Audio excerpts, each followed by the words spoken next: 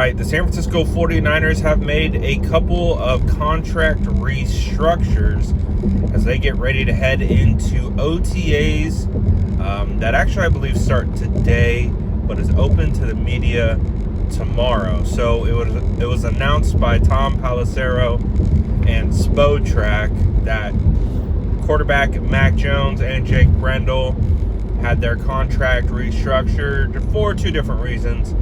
And let's talk about Mac Jones.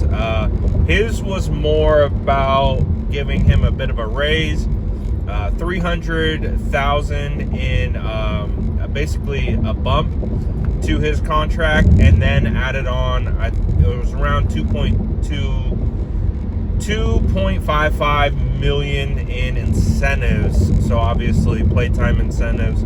So if he gets more playing time, he'll be able to up his contract value, which is good for Mac, considering he proved to be an extremely valuable asset last season when Brock Purdy went down. And then center Jake Brendel had about $3 million of his contract converted to a signing bonus, which basically opened up about $2.265 million in cap space there. So it'll be interesting to see what comes of this, other than the fact that the 49ers created a little bit of cap space and gave Mac Jones a bit of an incentive bump. I think Jake Brendel is under contract through 2027, except the San Francisco 49ers have a out in the contract. So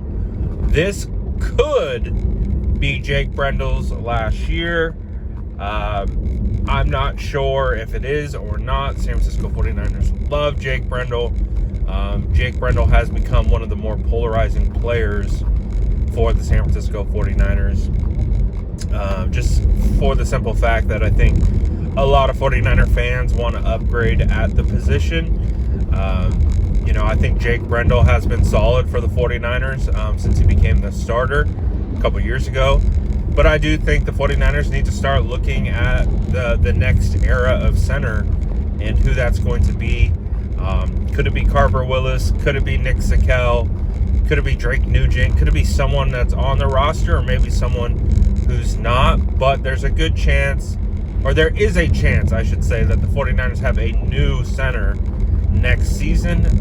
Again, it's not guaranteed, just because we know that the San Francisco 49ers love them some Jake Brendel. So I'm really curious to see how he does this year. He's obviously at an age where you're not really getting better. You're typically kind of just waiting for Father Time to come snatch your talents. So I believe he's going to be 30. I think he's 34. So he's up there in age, for any position, let alone the offensive line.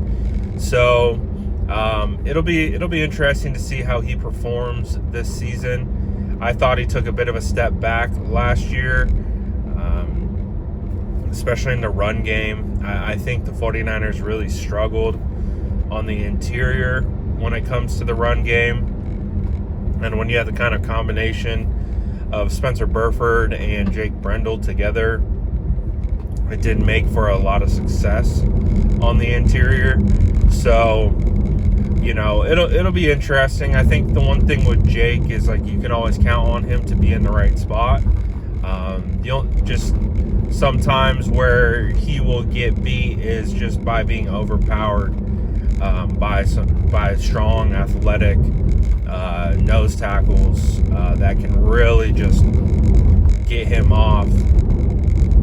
So we'll see. The 49ers, I thought it was interesting that Kyle Shanahan he went on with Tolbert with John Lynch on his YouTube channel. I thought it was a great interview, but he had a very stark assessment of the San Francisco 49ers in 2025, and basically said they couldn't run the ball, and just openly stated that they just couldn't run the ball. It was the worst they had run the football since Kyle and John showed up in 2017. And it was apparent on tape. They could not run the ball. And a lot of that had to do with the guys in the middle being able to get to second level, be able to peel the backer, be able to control your gap at the line of scrimmage. Jake Brendel gets pushed back a lot. And one of the quickest paths to disrupting a run play is interior penetration. So if you think about and diagnose why the run game was bad, you can point to potentially that interior offensive line. Pooney took a little bit of a step back. We'll see if he can rebound. I think he will. But, I think the interior offensive line is a big TBD. If you guys follow the channel, you guys know I was saying all summer, Colton McKivitz is going to take a step, and he is going to elevate himself, and he did exactly that. And now 49er fans don't complain about Colton McKivitz anymore, and are pretty pleased with Colton McKivitz's play. Obviously, Trent Williams returns on the left side of the ball. So I think 49er fans have less of an issue with the tackles, but the interior for the 49ers is a big question mark. Also, too, the 49ers brought in a bunch of offensive linemen, Toth, Jones. They brought in Carver Willis, Enrique, Cruz. Who's going to win that spot? Nick Sikel came back. Who's going to be the left guard? Honestly, there isn't anything right now where you're like, oh yeah, we know exactly who our left guard is going to be. Because we don't. It's going to be a competition, and it's going to be really interesting to see who comes away with it. I think that Toth, who came over from the Philadelphia Eagles, has honestly, in my opinion, I think should have the best shot at winning it right away. Like, just based on what I've seen on tape of him, I feel like he would fit really well with, especially the 49ers getting back to more traditional outside zone. He's got good size. He's 6'6", over 300 pounds, and he moves very well. He is kind of also considered to be a center, but I think you could play him at left guard. Jeff Stoutland, who's considered to be the best offensive line coach by many across the league, loved Toth.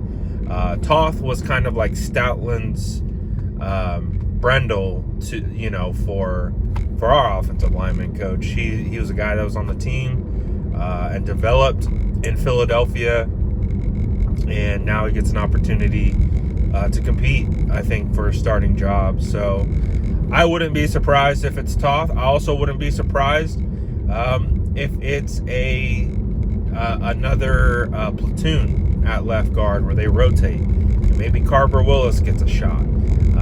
We'll see. I think Enrique Cruz should be competing for left guard.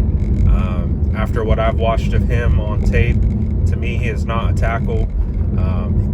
He's almost more of a guard than I think Carver Willis is. But I think both of those guys were guards. And I said that before the draft for Carver Willis, I said he was a guard or center, interior offensive lineman. And then after watching Enrique Cruz, first gut reaction was he's an interior offensive lineman. So Enrique Cruz has a little bit of Colton McKivitz in him, where he probably should be an interior offensive lineman, but the 49ers are going to try to, I think, replicate what they did with Colton McKivitz and Enrique Cruz. We'll see if that's successful or not, but we'll see how the offensive line holds up this year. I think it's going to be one of the biggest linchpins for the 49ers' success this year.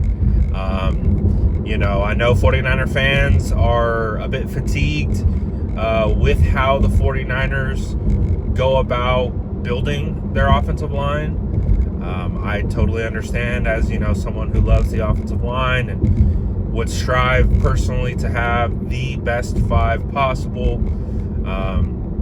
And it seems the 49ers are pretty content with just putting stop gaps on one of the most important positions in football, in my opinion. And again, Kyle Shanahan, time and time again, has basically said that he doesn't value the offensive line,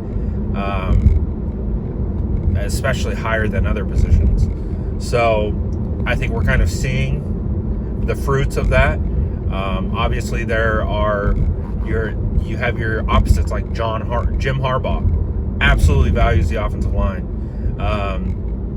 and it's interesting to see how the 49ers have operated. And listen, the 49ers have made it to Super Bowls with subpar offensive lines, but you could also make the case 49ers lost Super Bowls because of subpar offensive lines, and I think that is the nucleus of where 49er fans grow frustrated with the roster construction, methods of building offensive line, and the perceived lack of investment into that unit group. The problem is they do invest. Sometimes they miss. Other times they just plug a gap. Plug a hole with it and just kind of say, well, we think this will work. And so we'll see what happens, man. I think training camp is going to be very fascinating because obviously we can watch OTAs and mandatory mini camp. All that will really tell us is what the early rotations look like. It won't tell us anything about where really they are with their development. We'll have to find that out in training camp once pads come on. And then unfortunately for those rookies, 2 weeks of pads, you're playing an NFL preseason game. You got to get up to speed in a hurry. Not a lot of time for development, and the 49ers drafted 2 developmental offensive linemen in a year where they need someone to start right away in a championship window. So it'll be fascinating. Like I said, I think this team addressed a lot of positions strongly. I loved what they did in free agency for the most part. I really, think the draft was pretty solid, considering how much backlash it took. It wasn't the best draft, but it wasn't the worst draft either. I think there's a lot of potential with the draft. So I think it's going to be a very fascinating and interesting season for player development and how these roster shuffling is going to work out. 49ers offensive line maneuvering is always one of the more fascinating ones, and we'll see what we get. But let me know what you guys think about all this stuff in the comments below. Who do you think is going to be the starting left guard? Are you excited for the 49ers offensive line? Let me know in the comments below, and as always, make sure to like and subscribe for more updates.